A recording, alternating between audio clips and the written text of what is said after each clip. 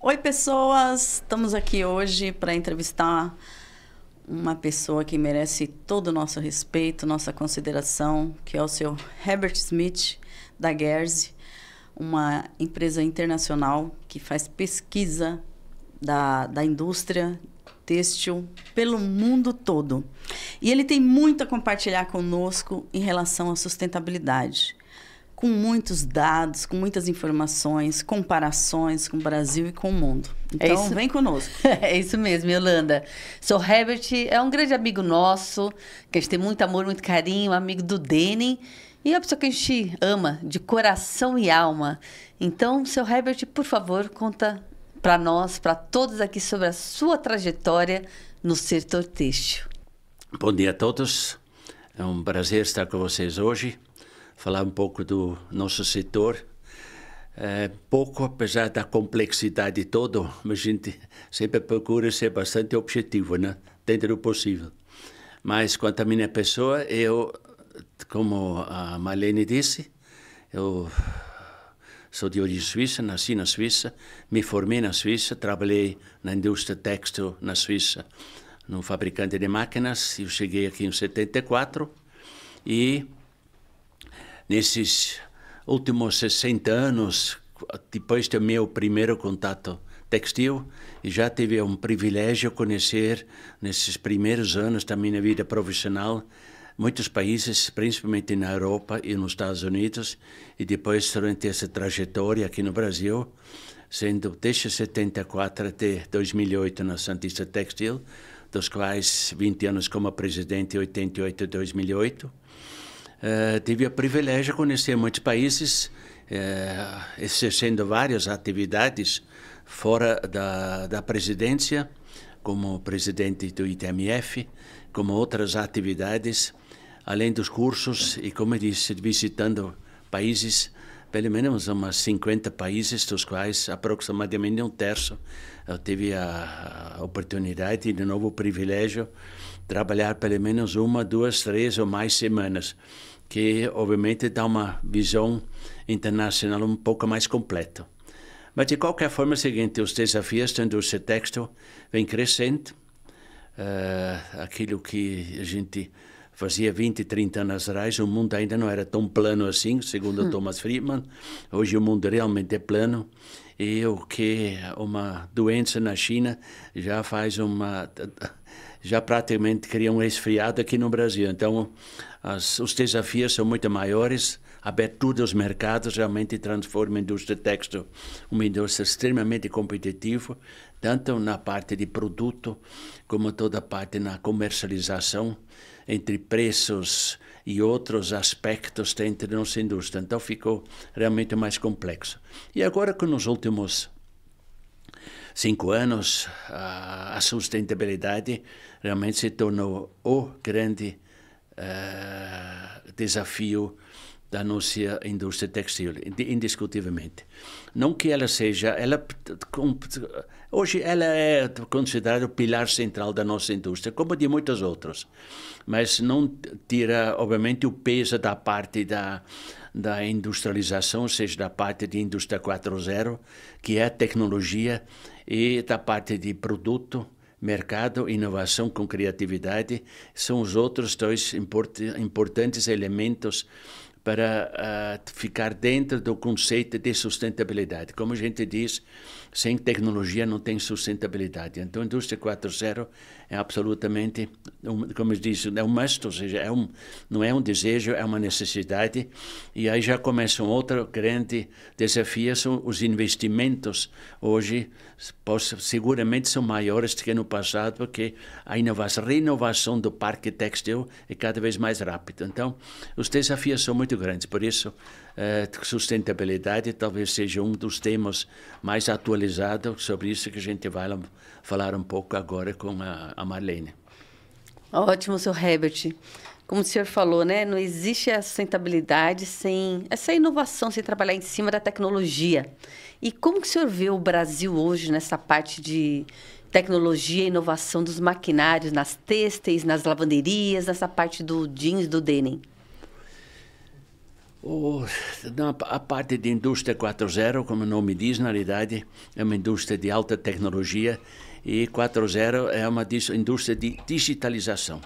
Ou seja, você tem os equipamentos já consegue, obviamente, produzir com menor impacto de mão de obra e, obviamente, com uma qualidade superior, porque você consegue controlar praticamente online todas as etapas da produção. Os investimentos em 4.0, na realidade, como falei anteriormente, ele obriga a fazer uma renovação do parque industrial cada vez mais rápido. Então, como o Sr. Herbert falou, né, Sr. Herbert, não tem como a gente avançar na sustentabilidade sem investir em tecnologia. Então, fala para nós, no Brasil, como que está essa parte de investimento da tecnologia nas tecelagens, nas lavanderias, confecções, o senhor que está sempre acompanhando? Como falamos anteriormente, seguramente a indústria 4.0 é um dos 3 pilares. E a indústria 4.0, obviamente, é investimento em tecnologia, principalmente agora, como já mencionei, a digitalização é absolutamente chave, que permite fazer um controle de qualidade praticamente online e ajuda também a alcançar níveis de competitividade com menor mão de obra no custo. Os investimentos internacionais têm sido num patamar bastante elevado nesses últimos anos e 80% a 90% de todo o investimento está indo para a Ásia, Sudeste Asiático e Estados Unidos e Europa, poucos investimentos na indústria textil. A América do Sul também, comparando com esses países todos, o investimento tem sido relativamente modesto. Se olha para os investimentos, especificamente no Brasil, nós estamos na faixa de uns 4% ou 5% sobre os ativos instalados. Nesses últimos 2, 3 anos, esses investimentos foram menores, não chega a 4%, talvez 2, 3%. Nós, da Geertz, partimos da premissa que o investimento para manter o parque atualizado esteja em torno de 5% a 7% sobre a receita líquida, né? Que obviamente significa que você precisa ter um cash flow bastante positivo, seguramente acima de 10% para poder investir 5% ou 7%. Além, obviamente, do fluxo de caixa, o cash flow, outra componente é o custo de capital, que tem sido maior no Brasil do que em países de maior competitividade da indústria textil. Isso tem obviamente, tido... ofereceu, ou seja, de alguns desafios para fazer o investimento necessário. Além do investimento, nós, em função de outros impostos, entre frete e outros impostos, nós também o investimento aqui é mais caro do que em outros países. Então, esse investimento tem sido... o nível de investimento tem sido um pouco aquém daquilo que a gente precisava. Olhando um pouco por setor, acho que um dos setores que está mais atualizado seguramente é Denim. Foram feitos investimentos importantes na parte de tecelagem nesses últimos anos, em função muito do stretch, consequentemente, largura maior do tear. As fiações, de uma forma geral, têm feito investimentos, principalmente na parte do open-end, que predomina a parte de produtos, e no acabamento os investimentos continuam. Então, parte da premissa, o Denim tem sido um dos setores que atualizou bastante seu parque. Por isso, nós somos competitivos. Mostra que a importação do setor de Denim, mesmo no setor de colorido, é um percentual muito baixo comparando com alguns outros setores como malha, né? Então, esse seguramente nosso setor tem sido um dos setores que mais investiu, por isso ela está nesse nível. E o senhor considera os custos altos no Brasil o freio de mão em relação à sustentabilidade, a esse avanço que falta para o Brasil estar à frente? Na realidade, a sustentabilidade é muito mais que investimento. A sustentabilidade... Porque quando a gente fala, perdão, talvez eu não tenha colocado, em investimentos, por exemplo, em tecnologia, para avançar um pouco mais. Não, mas isso eu acabei de falar. Os investimentos, sim, a tecnologia tem de ver direto com sustentabilidade. Então, quando se investe em maquinário novo, com digitalização, você já atinge níveis diferentes de sustentabilidade. Mas a sustentabilidade é muito mais que só tecnologia. É muito mais. Sim, sim. Ela começa, obviamente, sem agora fazer uma exposição larga sobre isso, ela já começa na coleta de produtos, né, para ser reciclado. Depois a própria instalação do maquinário para fazer o desfibramento, seja desfibramento mecânico, mecânico térmico ou químico. Então, é uma outra complexidade, um nível muito elevado, que tem, na realidade, muito pouco a ver com a indústria textil, porque os fabricantes têxteis, poucas companhias têm capacidade financeira para suas próprias instalações, né? Sim, sim. E no que você, quanto aos resíduos, né? O que a gente percebe é que nem todas as empresas têm uma finalidade para esses resíduos. Qual a maior solução que o senhor vê no Brasil para realmente a gente se tornar sustentável essa parte dos resíduos? De novo, voltamos àquilo que eu falei anteriormente. Quando se trata de uma empresa pequena, ela tem muito pouco oportunidades para realmente transformar esse resíduo em produto. Quando se olha as empresas maiores, sim, têm hoje condições. Um exemplo é uma Santista, uma Vicúnia, como outros, que há muito tempo fizeram suas instalações em desfibramento. Então, todo resíduo do processo industrial todo está sendo reciclado, seja desfibrado, reciclado e transformado em produto. Quando se trata de pequenas e médias empresas, ele depende, obviamente, de terceiros. Ou seja, o desfibramento é feito por terceiros, depois ela pega aquela matéria-prima e transforma. Mas, de qualquer forma, o volume da economia circular mundialmente tem sido muito pequeno. Estamos falando hoje de 1 a 2% de toda a produção mundial para entrar na economia circular fechada. Fechado significa o seguinte: você pega o produto, você desfibra o produto, você corta, desfibra o produto, volta para a sua origem e você faz novamente um produto dentro daquilo que você desfibrou, desmontou o produto. Então, esse é um contínuo muito baixo. O desfibramento é maior, porém, essas fibras não entram mais uma economia circular fechada. Ele entra para outros produtos que não necessariamente têm nada a ver com a indústria textil, né?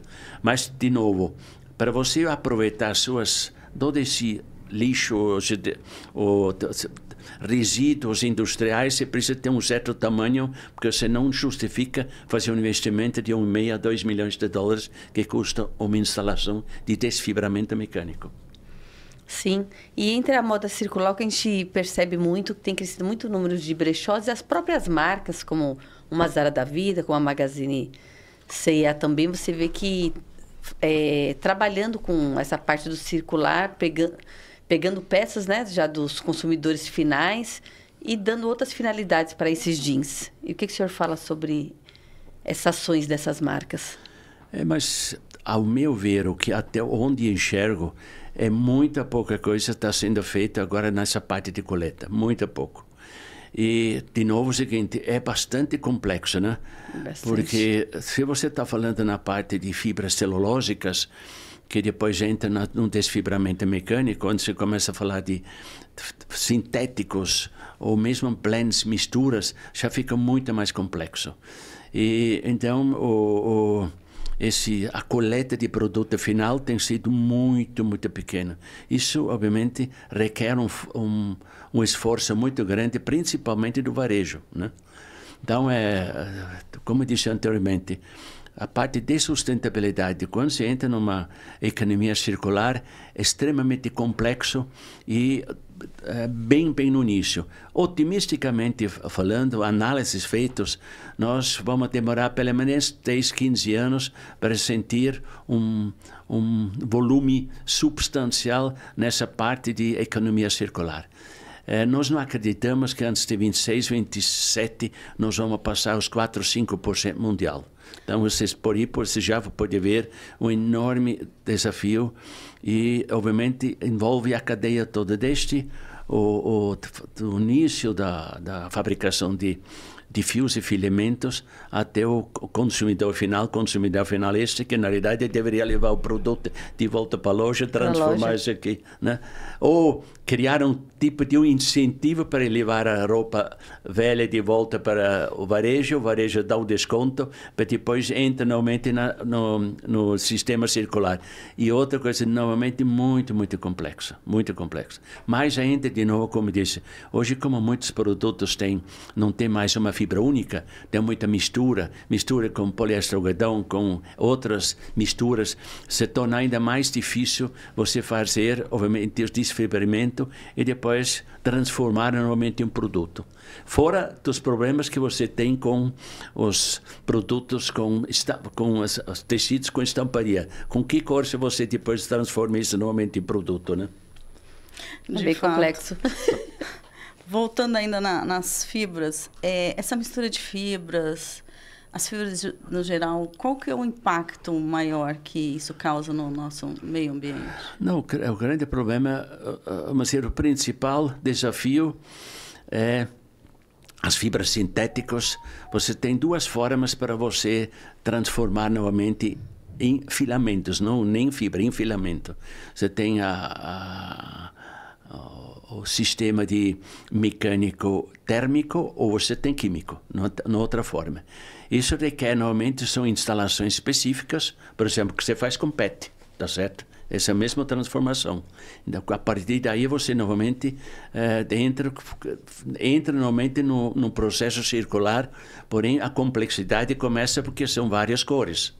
Fora, obviamente, do estampado que tem uma cor não definida. E quando você tem um blend, por exemplo, poliéster algodão, a questão é a seguinte: que fibra que você vai destruir? O poliéster ou você vai destruir o algodão? Ou você faz o desfibramento e depois você volta um produto com uma mistura não definida. Isso é possível. Mas, de qualquer forma, tudo isso é muito complexo, né? E o que o senhor fala em relação a essa composição do PET, né? Que muitos consideram isso como sustentabilidade, enquanto que, de repente, alguns ativistas já estão falando muito mal disso por causa dos microplásticos que estão também indo para o meio ambiente. Nós estamos comendo isso, os peixes também estão engolindo isso. Mas, de novo, isso já é uma outra área bastante complexa. Vocês têm uma ideia. O ser humano gera, em média, 250 quilos de lixo per capita ano. 250 quilos. My God.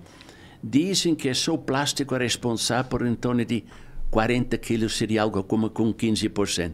E nós, da indústria têxtil, também nós temos uma pequena parte dessas 40 quilos. Nós talvez temos 15%. Todo o resto tem nada a ver com a indústria têxtil. Por exemplo, no Brasil, nós temos um lixo per capita em torno de 400 quilos. E alguns países industrializados chegam a 700, 800 quilos per capita. E o principal problema do lixo gerado não é nem plástico. Dizem que 40%, não todo o lixo produzido mundialmente, é alimentos. Né? Então, tem grandes e inúmeros exemplos sobre isso. A parte de PET, ou seja, a parte de garrafas, e mesmo papelão, isso em vidro, nos países industrializados, já está muito avançado. Tem alguns países que chega acima de 90% de garrafas PET, o mesmo de vidro ou de papelão já é reciclado. E o campeão mundial em reciclagem é a Coreia do Sul, que dizem que 60% de todo lixo hoje é reciclado. Comparando, por exemplo, o Brasil, dizem que nós não passamos de 3%, 4%. Nossa, né? Só isso, então, Herbert? Personalmente muito baixo. Né? Então, de novo, o têxtil está sendo atacado porque é mais visual. Tá certo? Verdade. Então, a gente vê isso, né? Que você faz uma pesquisa sobre sustentabilidade, ao invés de aparecer justamente o que tem evoluído, né? A nossa indústria têxtil, aparece muito ainda o que é o antigo, informações antigas em relação principalmente ao jeans, a lavagem do jeans.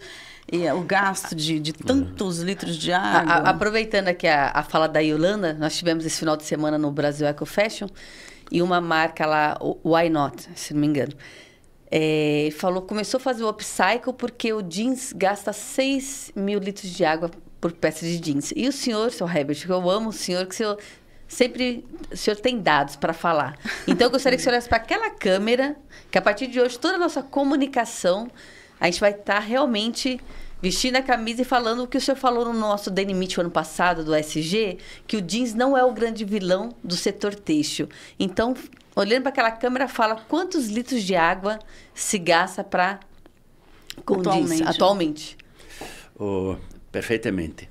Olha para a câmera. Eu fico impressionado que essas pessoas estão falando de números, mas não sabem explicar de onde vem esse número. Não sabe. Então, ou seja, e às vezes mistura até litros com quilos, metros com quilos, tudo. etc. A verdade é a seguinte, a indústria têxtil gasta, fazer 1 quilo de tecido em torno de 25, 30, 35 litros de água. Tá certo? Chega no máximo 40 litros, no caso do denim. Isso significa que para cada jeans não tem mais que 15 a 20 litros de água no processo industrial, desde a fiação até o acabamento. A lavanderia hoje, as lavanderias top, que considerando o reuso da água, não passa dos 10 litros por jeans. No máximo, a média, estou falando hoje em torno de 30, 40 litros para os menos eficientes, contra 100 litros do passado. Se você junta os dois, nós temos aproximadamente 30, 40 litros de consumo de água por jeans produzido. Certo. Vocês têm uma ideia, a ONU considera um consumo normal para uma pessoa por ano 45 metros cúbicos.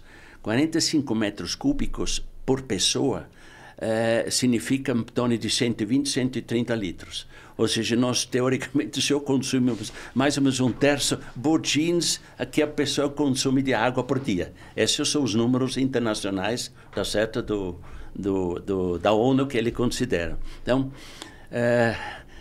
definitivamente o jeans não é o vilão.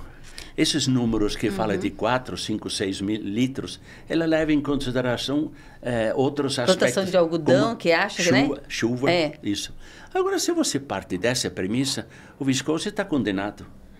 São 5, 7 anos para você cortar o eucalipto para transformar em fibra. Então, não me parece muito correto usar a chuva como um elemento destruidor, ou seja, um problema de sustentabilidade. O jeans, ao meu ver, dependente dela, né? O jeans é o produto mais sustentável que tem. E quantos litros você transforma o jeans, você desmonta a peça, você desfibra a peça, e você volta sempre, 90% das fibras se aproveita no desfibramento, você volta novamente ao produto original. Então, é o produto, não há nenhum outro produto que você tenha esses altos índices. E definitivamente não na água, nem no químico é o vilão do têxtil, definitivamente não. Inclusive, a gente conhece, visitamos, a gente viu isso, né? Várias lavanderias que devolvem, que ela faz o reuso da água, e ela sempre devolve uma parte para o meio ambiente, ainda para o rio, né, onde quer que pegue essa água, até melhor do que o que pegou antes, entendeu? Não, sem dúvida, por isso estou falando. Quando a empresa tem um reuso da água, reuso da água significa o seguinte, ela volta ao circuito. Os melhores estão chegando abaixo de 10 litros por jeans. Então, como eu insisto, esses 4, 5, 6 mil litros, até Livas, em algum momento, falou de 4 mil litros. Ele leva em consideração outros aspectos que, ao meu ver, não tem lógica, né? Não tem nenhuma lógica, não tem nenhuma base, porque é o seguinte, se você parte dessa premissa, você tem uma série de produtos, é muito pior. Começa com a viscose, por exemplo, que é hoje uma viscose que hoje cresce no mesmo ritmo que cresce o poliéster, que é uma fibra do futuro. Inclusive, bom para o Brasil, porque o Brasil é dos 3 maiores produtores de fibra curta de base de eucaliptos, né? Sim. Em relação à Itma, o que o senhor viu, o que foi mais comentado lá em relação à sustentabilidade que seja assim pertinente para a nossa indústria? Os 3 pilares lá, né? que mais se fala? Na verdade, a ITMA é cada vez menos uma feira para novidades, porque uma empresa não pode esperar 4 anos para mostrar as novidades. Então, ele vira já um processo dinâmico. Ou seja, você não vai ver na ITMA depois completamente isso, não existe. Principalmente empresas grandes, no dia seguinte da novidade, eles estão informados que é o próprio interesse dos fabricantes de máquinas. O que o ITMA é muito mais é uma integração, é uma oportunidade de você falar com várias pessoas, entender um pouco o movimento da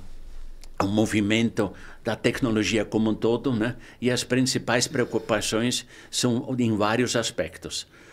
Se você faz uma análise muito rápida sobre o que a gente está vendo, na parte de fiação tem muito pouca novidade.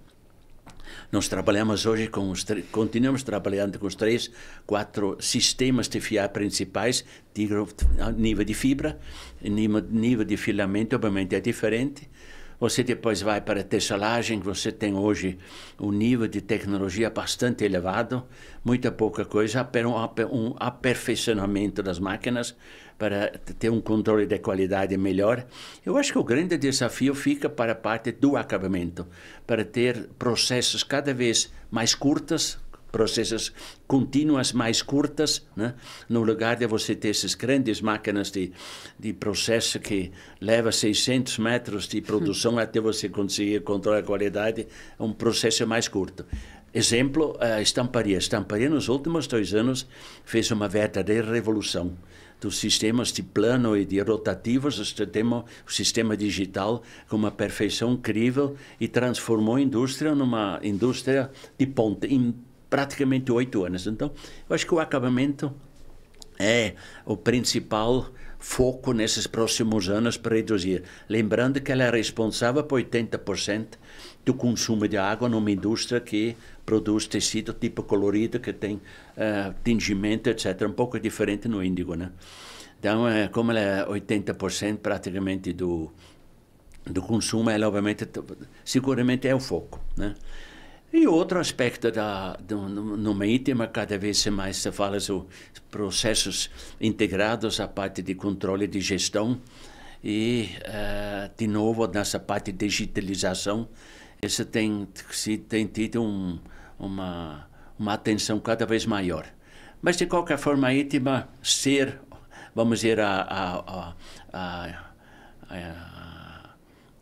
uma mostra do avanço tecnológico, isso passou. Na realidade é a seguinte, não podemos esperar 4 anos para ver o que tem de novo no mercado. Isso é uma coisa hoje absolutamente dinâmica, né? Seja, levando em consideração, nós temos hoje a fast fashion, ou seja, nosso produto cada 30, 45 dias você tem novos produtos. Você não pode esperar 4 anos para ter o equipamento adequado para fazer aquilo. Está tudo muito rápido. Não, exato, tudo muito rápido para já, não é para ontem. Falando em fast fashion, nós temos assim essa cultura, né, de produção, de tudo muito rápido, de quantidade, para ter um melhor preço, para vender mais, para ganhar mais. E é um sonho, né, essa indústria 4.0, agilizar tudo isso. Porém, a gente está quase que numa contramão, né? Por quê? A gente está num momento que é uma coisa muito séria, está evoluindo a sustentabilidade e precisamos evoluir muito mais, porque é uma questão de sobrevivência. Então, como que o senhor vê a indústria do jeans, principalmente? O senhor acha que vai continuar nessa frequência de quantidade, de evolução, de crescer, de fast fashion? Ou o senhor acha que teremos que permear outros caminhos, de ter ainda o negócio, de fazer menos? Como que mais o senhor valor vê em relação à indústria de confecção, às marcas de jeans? Mas o denim não é diferente de outros setores. De uma forma geral, é o seguinte, de fato em 1950, com 2,2 bilhões de pessoas mundial e 55 milhões no Brasil, a gente consumia 4 quilos de têxteis per capita.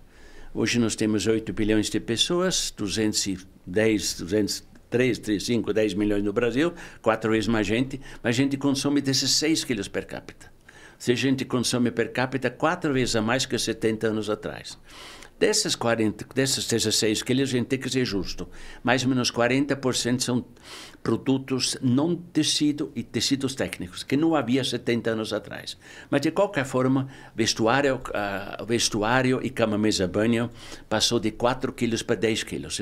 Aumentamos 150%. Obviamente, dentro desse universo, há um consumismo, né? Um consumismo exagerado, indiscutivelmente. Tanto que tem um professor muito conhecido mundialmente, ele diz, nós não temos, nosso problema de sustentabilidade é um consumismo sem controle. Ou seja, a gente consome, usa uma vez, joga fora, é conhecido, 1/3 da roupa que a mulher compra, usa 2, 3 vezes, depois fica no armário e pronto, né? Então, esse consumismo é um grande problema. No mesmo tempo, nós da indústria têxtil queremos forçar para trocar a roupa cada vez mais rápido. Nós calculamos que mais que 150 bilhões de peças de vestuário são vendidos mundialmente, e dessas 150 milhões de peças, mais ou menos 50% estão no pipeline, ou seja, a partir da matéria-prima até o produto final. Então, além, obviamente, do consumo, nós temos um grande volume de produtos sendo produzidos com a expectativa de vender bem. E segundo os dados, nós partimos da premissa, apenas 75, 80% das peças vendidas estão vendidas com preço cheio. De resto, dos outros percentuais de, sei lá, de 20 a 25% passa através do canal do outlet ou preços reduzidos, né? Para ver se consegue limpar estoque velho. Ou manda para algum país na África para ser vendido com preço de banana, né? E até doados mesmo, né? Que a gente vê aqueles monte de roupas que às vezes até o pessoal... Perfeito. Então, é o seguinte, uma das soluções, obviamente, não tem dúvida, a indústria 4.0 ajuda no sentido da velocidade. Mas precisa muito mais que isso. Uma das coisas que pode realmente ajudar a fazer a gestão, a conexão mais direta. Ou seja, no momento que você vende o produto no varejo, você acionar a cadeia toda para dizer, esses dias, hoje, nós vendemos tantos produtos nessas linhas, para a cadeia toda se ajustar rapidamente a essas tendências. E com isso, consequentemente, reduzir todo o workflow. Eles, inclusive, a MIT fez dos Estados Unidos, da universidade, fez um estudo que chega na conclusão que a cadeia toda, a partir da criação do produto, incluindo o estoque final do varejo, nós estamos falando em 240 dias. E ela acha que é possível transformar isso tudo em 120 dias, começando com a criação do produto. No lugar de fazer produto físico, fazer tudo no produto 3D, certo? Parar completamente o produto físico, né? Que hoje, em torno de 90 a 120 dias, ela acha que todo esse processo pode ser feito em 30 dias.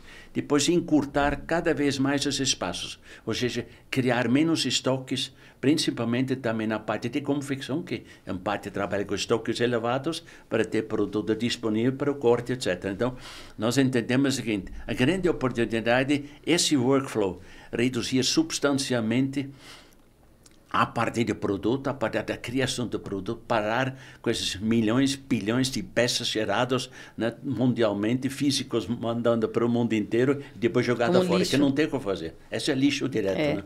Então, essa começa novamente com a criação do produto e depois, obviamente, criar um sistema de gestão que acelera todo o processo de produção a partir do corte até o estoque no varejo. E essa conexão, né? Essa comunicação, absoluto. Né? Exato. Que não existe. Que vai ser difícil, mas vamos torcer que aconteça. Não, se você olha, por exemplo, impressionante, o nível o varejo trabalha, segundo os dados contábeis, em torno de 90 a 100 dias de estoque físico, entre lojas, entre CDs, etc. Você pega, por exemplo, a confecção, ela trabalha com estoque menor, porque ela produz e vende, né? Agora, a própria tessalagem trabalha normalmente com 30 a 45 dias em torno, não mais, de estoque de produto pronto para vender. Então você pega todos esses estoques, etc., e tudo na expectativa um dia vender com preço cheio, né? Certo? Então, para isso, que o grande objetivo realmente é ter muito mais velocidade e tornar esses estoques menores mais vendáveis com preço mais cheio. certos, né? É o sonho, Exato. né? O sonho. É, exatamente. É um sonho, mas do outro aqui é o seguinte, sonhar sozinho é um desejo. Quando você sonha Né? com duas pessoas a mais, vira uma realidade. Então, é o seguinte, tem que mudar completamente os conceitos. Dá uma mindset, Verdade. né? Sentar juntos e cada um fazer parte deles, é o que Tem que ter nós essa podemos união. fazer. Né? Né? Tem que ter essa união. Um grande desafio, realmente. Ou seja, de novo, é o seguinte, a integração tem que ser muito maior a partir da produção de fios até o ponto de venda, indiscutivelmente. União, né? O que Deus está Sim. esperando de nós para melhorar a nossa indústria. E também, seu Herbert, a gente tem ouvido muito falar sobre a transparência, né? A moda aí na sustentabilidade, essa rastreabilidade. Como está esse... A gente vê que no Brasil são poucas marcas que ainda usam, né? Eu sei que a Brapa lançou a sua BR, que a Renner, algumas magazines, marcas estão usando, mas é a minoria ainda. Como o senhor vê essa parte da rastreabilidade na moda? Inclusive, saiu recentemente até chama isso aqui um relatório bastante, restante, chama Fashion Accountability Report. É muito interessante, é um relatório em torno de 80 páginas. 80? E ele fala sobre principalmente as marcas. Que as marcas que têm sobre chama traceability. O que é traceability? Traceability, inclusive, é uma absoluta necessidade.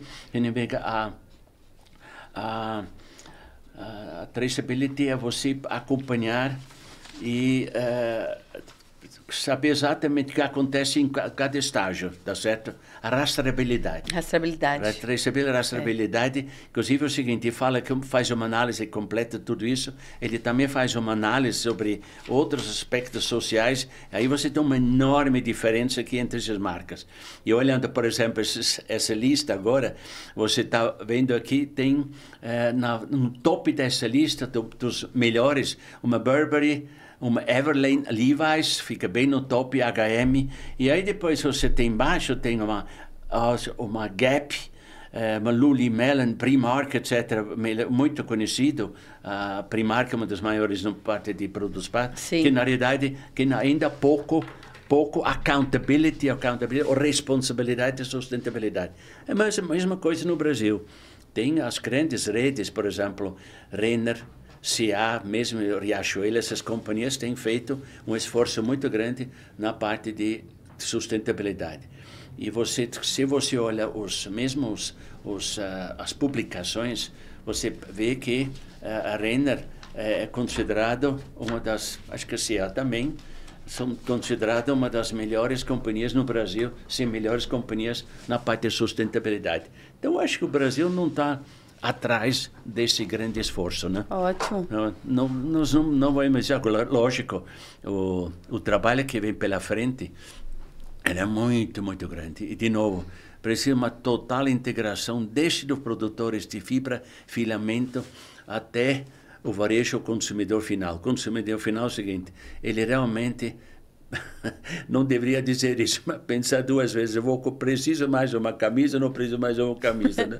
E outra, é o seguinte, quando joga fora, realmente, como você tem já em alguns países, por exemplo, na Suíça, cada aldeia hoje tem toda uma área onde você põe produtos para ser reciclado. Então, tem um pequeno container lá só para roupa. Essa roupa depois, obviamente, vai para um determinado local para ser analisado e, dentro do possível, fazer uma reciclagem. Como, por exemplo, o vidro. O vidro, às vezes, nesses lugares, eles já separam em 4 cores. Você tem o branco, você tem o verde, azul, você tem o marrom e os diversos, tá certo? Porque cada uma vai para uma determinada direção. Então, eu acho que isso tem que fazer um grande esforço no sentido, mas de novo é o seguinte, eu acho que o varejo tem uma grande responsabilidade, primeiro no momento da compra, e depois, obviamente, na coleta das roupas usadas. Roupas, né? Que essas roupas usadas sejam normalmente devolvidas e depois entram normalmente na circulação, na economia circular fechada para, dentro do possível, entrar na circulação, de criar um outro produto, né? De novo, é um grande desafio considerar os plants, considerar as fibras sintéticas, etc. Então, nós temos uma longa batalha, certo? De novo, isso só vamos resolver com uma integração completa da cadeia toda. Assim mesmo é difícil, né? E já pensar, desenvolver uma coleção já com a solução sustentável, né? Nesse retorno igual, não é só fazer, vender e deixar pelo mundo. Outro estudo, esse foi em 2 anos, outro estudo, uma grande consultoria fez um estudo, qual é o volume que poderia entrar na circulação. E fala em 80%. Ou seja, 80% da indústria têxtil poderia entrar numa circulação. Não quer dizer que ele entre no produto original, isso não quer dizer, mas pelo menos pode ser reciclado. Se chegar a esses 8%, e hoje não estamos falando menos que 5%, não estamos falando hoje 1%, na realidade, é circular, o desfibramento de uma forma ou outra. Então, vocês por aí podem ver que nós temos um enorme desafio. E quando você vê, mesmo o COP28, parecia mais um lugar de turismo do que uma coisa séria, né? Certo? Então, parece que todo mundo fala, mas como diz o norueguês que inventou a palavra de sustentabilidade, ele falou que é o seguinte: prostituir a minha palavra, certo? Então, realmente, infelizmente, o desafio é muito grande. E, de novo, não é só nosso texto. Esses 400 quilos a gente gera aqui per capita de lixo. Nós temos que começar a separar esses lixos e pensar de uma forma geral. Vocês podem ver, inclusive, no meu material que mandei para vocês, sim, vocês conseguem ver quanto desse lixo, na realidade, não é nem enterrado, não fica simplesmente em campos abertos. Então, o desafio que nós temos não é texto, o desafio é muito acima do texto. Nós, obviamente, temos a responsabilidade do texto, mas tem que pensar grande e olhar um pouco de cima para baixo, ver um pouco onde estão os elefantes. Certo? Sim, e o que eu vejo muito assim em palestras de sustentabilidade, igual a pessoa falou, você tem que começar pela tua casa separando o lixo. Mas o que eu percebo assim que falta mais um ajuste também na parte do governo. Eu sei que a responsabilidade é de todos, né? Mas beleza, tem que se separar. Eu vejo que no que a gente viaja para outros países, já tem os contêineres da separação do lixo. Mas no Brasil eu vejo que a gente tem muita dificuldade ainda, que na coleta do lixo ele vem e pega tudo de uma vez. Então aquilo que você separou vai do mesmo jeito, tudo junto. Não? Falta esse apoio ainda. Mas há poucos países que realmente você pega, por exemplo, Coreia é quase uma exceção. Depois você pega, inclusive no meu material, mostra hoje a reciclagem, né? E essa mostra da reciclagem, você pega, por exemplo,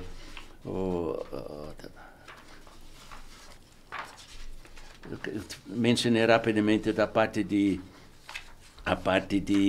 da Coreia, que é considerado ela é considerado o que mais recicla? O mais recicla. Se você pega depois os outros percentuais, eles caem rapidamente para 25%, e você tem alguns países que têm uma reciclagem de, como disse o Brasil, 4%. E esses países, mesmo, por exemplo, você pega os Estados Unidos, a reciclagem no país dos Estados Unidos continua muito baixa. Então, não é só um problema do Brasil, tá certo? Sim, é mundial, né? Não há dúvida que é um problema maior dos países em desenvolvimento, os semi-industriais. O problema seguramente é maior, né?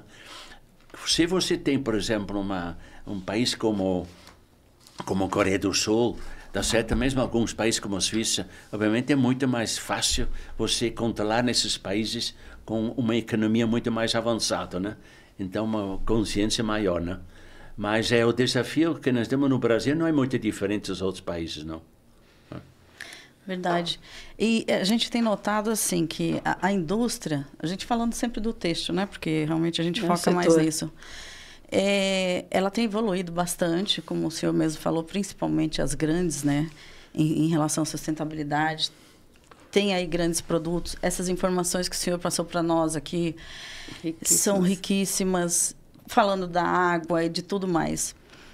E a gente vê assim que o consumidor, ele até tem muitos que falam da sustentabilidade, só que não age igual.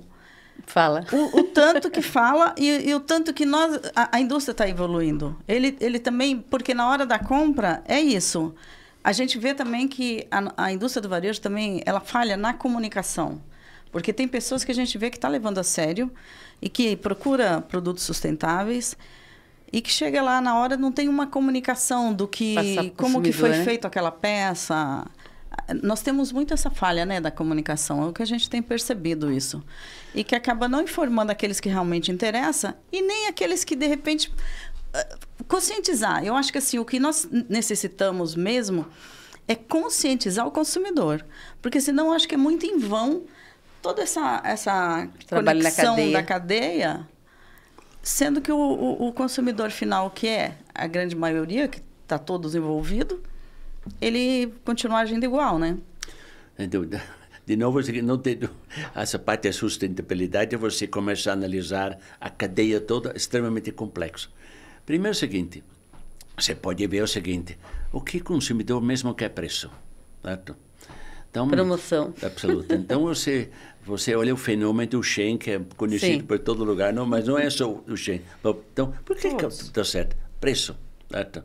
Ela tem um produto aparentemente atualizado e tem um muito baixo preço, certo? E compra, sabendo que ele não vai usar esse produto por 10 anos. Ele não vai usar isso por 10 anos. Tá certo? Tudo curto, então joga fora. Lembrando que mais que 90%, 95% o que Shein vende é sintético, que a circularidade é comprometido. Tem muito pouco, ou seja, o investimento é muito maior. E depois, o que fazer com reciclagem? Isso entra na mecânica, térmica e uma parte entra na química, inclusive. E aí a complexidade é muito maior. Então, a pergunta é apenas a seguinte, até onde o consumidor realmente está comprometido com a sustentabilidade? Então, os percentuais variam de tal forma que a gente, dependendo do país, falam 30%, 40% gosta de a sustentabilidade, sei lá, 40% você tem a oportunidade de comprar um produto de sustentabilidade que tem alguns aspectos, compra. A questão é o seguinte, mas quando é muito mais caro? Não, então não compro. Não compro. Então é o seguinte, até onde o consumidor realmente está valoriza, envolvido. Né? Então é o seguinte, isso eu concordo, a comunicação tem que ser muito mais objetiva e tem que estar muito mais clareza o que realmente a gente quer. E outro é o seguinte, tem que trabalhar muito fortemente com o pessoal de criação, que realmente ter muito mais foco na parte de sustentabilidade. Se ela pode ajudar a criar um produto que no final permite fazer uma reciclagem fechada, no lugar de fazer tudo, sei lá, até um exagero de blends, no lugar de exagero, fazer um tipo de fibra que ajuda, etc. Então, na criação também precisa ter uma certa revolução para se dar conta para ficar mais focada na parte de sustentabilidade. Então, a cadeia interna. Eu me lembro um dos projetos que fizemos no Brasil, que a cadeia do valor global, nós fizemos entrevista em todas as grandes redes do varejo. Inclusive, uma das principais me falou o seguinte, quando eu falo, qual é a coisa principal para o varejo? Ele falou, bem, comunicação. Então, realmente, comunicação se torna cada vez mais importante para a conscientização da pessoa, para ela entender o seguinte, o que você faz, se não fizer correto com esse produto, o que vai acontecer? Sim. E você comprar o produto correto, tá certo? Você ajuda de uma forma ou outra, né? Mas o mundo é muitas coisas, não é só, o mundo é muito cético. Tá certo? Ou seja, com outras palavras, ele quer que o outro faz, mas ele fica na dele, né? Fica na dele, né? Fica assistindo, esperando todo mundo fazer para ele também fazer. Né? E no que o senhor falou aí do público, o pessoal hoje em dia tem falado muito do público Z. Porque eles são mais sustentáveis, mas são eles mesmos que compram de um site mais em conta, né? Que o senhor acabou de citar aí. Então, assim, até que ponto é sustentável, sendo que a modinha toda hora está comprando, né? Então, realmente, o falar e o fazer está bem distante, né, seu Herbert? Não, sem dúvida. Por isso, de novo, é o seguinte. Isso, a gente tem que fazer a parte da educação sobre questões de sustentabilidade, e mesmo algumas outras questões, se torna cada vez mais importante. Ou seja, voltar à comunicação, não tem dúvida. A comunicação realmente tem que ser muito mais eficaz. E tem que mostrar para as pessoas que você está fazendo isso aqui, o estrago que você faz com tudo isso. Nós estamos falando de alimentos. 40% do lixo dos alimentos. Olha como é que é possível. Tem 750 milhões de pessoas que passam fome. Passam fome, né? 10% da população mundial. Tá certo? Depois, em contrapartida, tem 10, 12% que são obesos, que tem, tá certo? Muito acima do, né? O problema, não dá para desviar desse pessoal para os magros, né? Como dizem, né? Então, é o seguinte, a verdade é o seguinte, os problemas que nós temos no nosso mundo estão muito acima daquilo que nós somos capazes de fazer. Então, quem que realmente, a gente se pergunta com honestidade e com uma avaliação sensata, qual é o ponto mais importante de partida? Certo? Antigamente se falava, o ponto de partida é a consciência que tem que mudar. Quando vamos chegar nesse ponto? Quando chegar nesse ponto, o que realmente vamos fazer etapa por etapa? Então, isso realmente falta nesses países. Muito bem, olhando novamente no seu texto, quais são os próximos passos? Que realmente é o seguinte, nós queremos sustentabilidade. Então, se não queremos sustentabilidade, quais são os próximos passos? Qual é o passo 1, passo 2, passo 3, e outro? Quem que vai fazer o investimento? É tudo investimento, São poucas empresas que têm capacidade de fazer um investimento de desfibramento. Tem poucas empresas, então, que o governo tem que entrar. Por isso a gente fala num projeto que nós acabamos de falar, o Tex, você não deve ter sido técnico, você tem os 3 grandes grupos que entendem iniciativa privada, governo e institutos acadêmicos. Se os 3 não trabalham juntos, dificilmente vamos ter sucesso. Como um famoso livro, Why Nations Fail, explica. Se você não consegue pôr esses três pilares numa única forma, ou seja, numa ação, você não vai ter sucesso. Então, o governo tem que entrar nessa parte de investimento, na parte de sustentabilidade, na parte de reciclagem, reaproveitamento. O governo tem que entrar, as pequenas empresas não têm como resolver esse problema. E, de novo, 90%, 95% são pequenas e médias empresas que não têm capacidade financeira de fazer os investimentos nessa magnitude. Verdade, Sim. né? Pelo menos incentivos, né? Se eles ajudassem nos incentivos, já seria um caminho, né? Mas é o seguinte, não sou contra incentivo, mas ele distorce depois a competitividade, ou seja, também. Eu prefiro muito mais que fica mais focada, por exemplo... Separadinho. Tornar o investimento e a matéria-prima mais acessível, no sentido que... No Brasil, você tem um investimento no mesmo nível de custo que você tem no exterior, não gera impostos adicionais e depois, mesmo na parte das matérias-primas, realmente busca a oportunidade de o Brasil ter acesso às matérias-primas no mesmo nível que tem os países asiáticos. Não põe imposto alto para tornar o produto ainda mais caro no Brasil, porque isso só dá vantagem para o exportador e para o Brasil. Então, isso é verdade. São alguns aspectos fundamentais. Por isso, incentivo, no mesmo tempo, tem que tomar muito cuidado para não transformar o incentivo num freio da evolução da competitividade, né? É verdade. Vamos Sim. para as considerações finais? Vamos, antes, a gente tem a palavra da vez que a gente tem ouvido na parte da moda é regeneração, porque o senhor até falou anterior do estilista, na hora que desenvolver, já pensar numa solução daquele tecido ali, para onde vai o final, né? O que o senhor tem para falar sobre essa regeneração, sobre o que é produzido na moda? Que nós falamos anteriormente, tudo isso, na realidade, ele entra de uma forma ou outra, ele entra na sustentabilidade, não tem como ser diferente.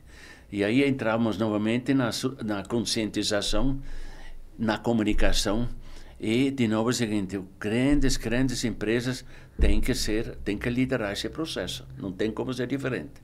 Eles têm que liderar. Tem que liderar, né? Isso. E, de novo, não tenha dúvida, na parte da criação de produtos, desde da matéria-prima até o produto final, tem que ter uma conscientização muito maior. Tem que ter, né? Certo? E outra... Pensar no planeta, nas pessoas, em todos. Não só isso, parte também, escuta, o que eu posso fazer para transformar esse produto com um produto de melhor qualidade, do ponto de vista de uso, etc, né? Certo? Sim.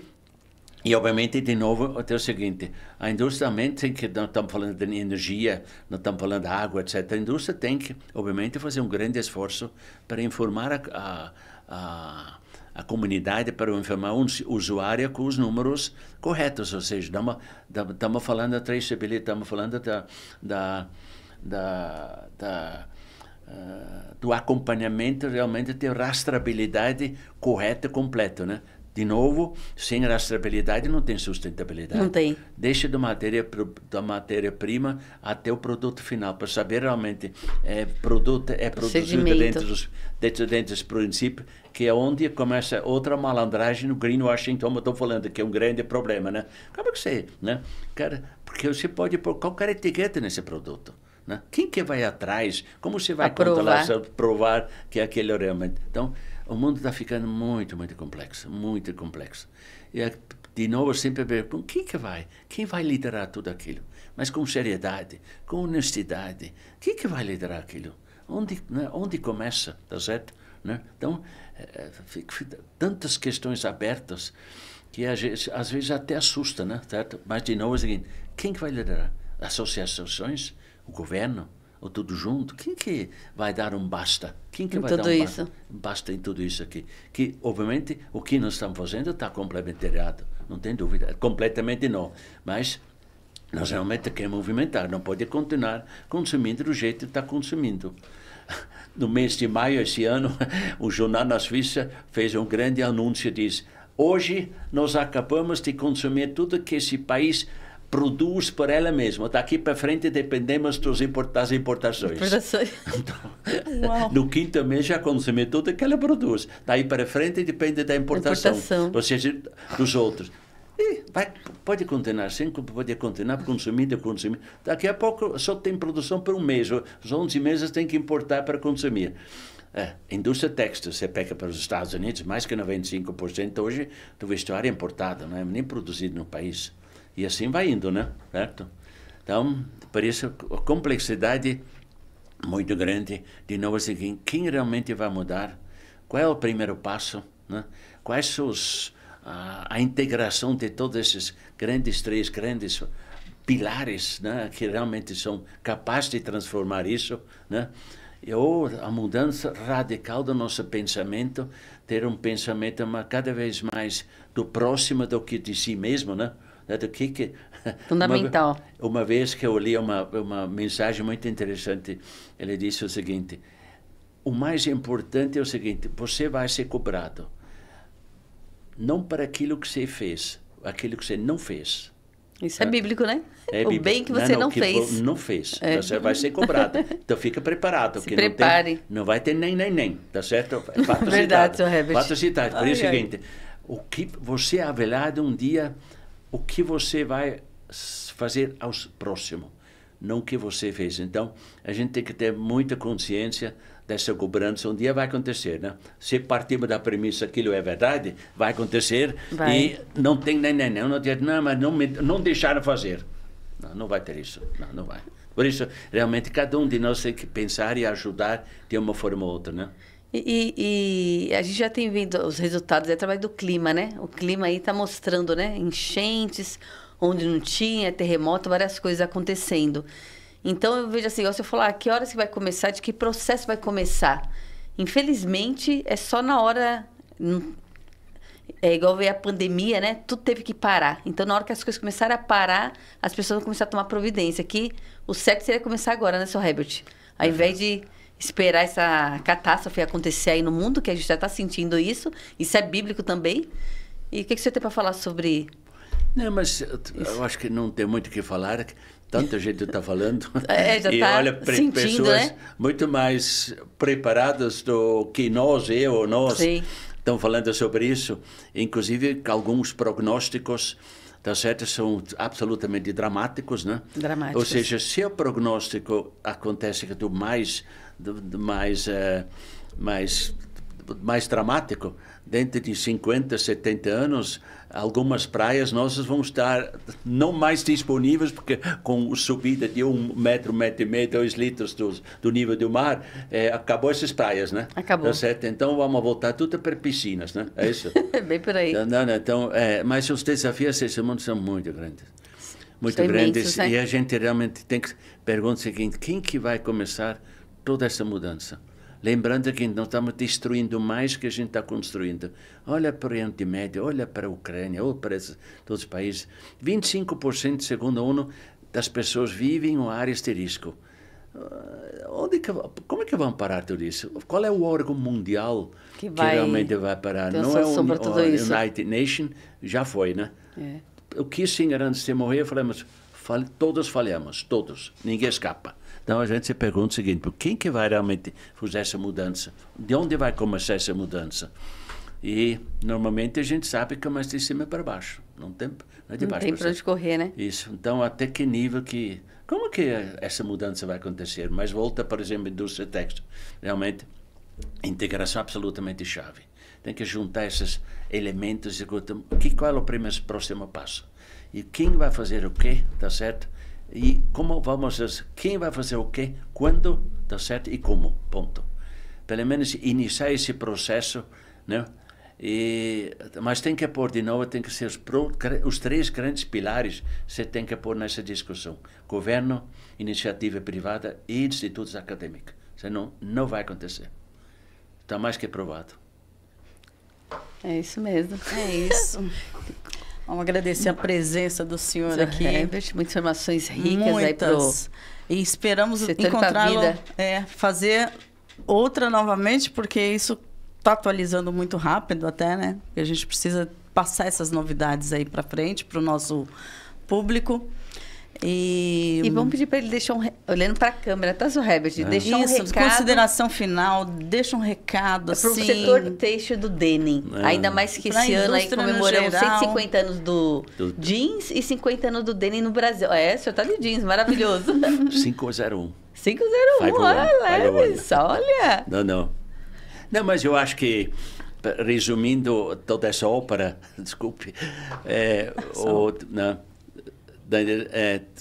dessa ópera toda, é o seguinte: eu acho que cada um tem que pensar o seguinte: o que eu vou fazer amanhã? Quando eu levanto de manhã, eu tenho que se perguntar: o que eu hoje posso ajudar? O que eu posso fazer diferente? Não é ser por exemplo, a gente está falando mais do Denim, não é só o Denim, de uma forma geral. O que eu posso fazer? Por exemplo, quem possa fazer hoje alguma coisa para se sentir feliz e sentir bem? A mesma coisa passa para a nossa indústria. Levanta de manhã, quando entra na sua empresa, o que eu posso fazer hoje para melhorar a nossa indústria e ajuda ao mundo todo para um mundo melhor? O que eu posso fazer? Não é, tá certo? Obviamente são os indivíduos que fazem essas coisas. A cúpula da empresa tem uma responsabilidade maior, mas quem faz são as pessoas, não é o... Né? Então, esse realmente é o seguinte: cada um realmente se conscientizar o que é a responsabilidade de cada um, inclui obviamente nós todos. Então, boa sorte e olhando para frente e de uma forma positiva. Como dizem na indústria têxtil é o seguinte: enquanto as pessoas se vestem, nós temos o futuro. Falando do seu Herbert. Bravo, brilhante, seu Herbert. Muito obrigada. Só agradecer pela tua presença e esse rico conteúdo que a gente pede para todos aí tá curtindo e compartilhando, gente, porque realmente isso aí, como o seu Herbert falou, da gente está levando para a nossa vida e levando para o nosso setor, que a gente acredita nesse setor e bora avançar e progredir. Obrigada a todas as pessoas por estarem aí, assistirem esse depoimento, essas entregas aqui do seu Herbert. Obrigada, seu Herbert, mais uma vez. Para nós é gratificante demais ouvir todos esses saberes, todos esses dados aí que o senhor tem para passar, dividir conosco. Muito obrigada. Gratidão. Com muito prazer.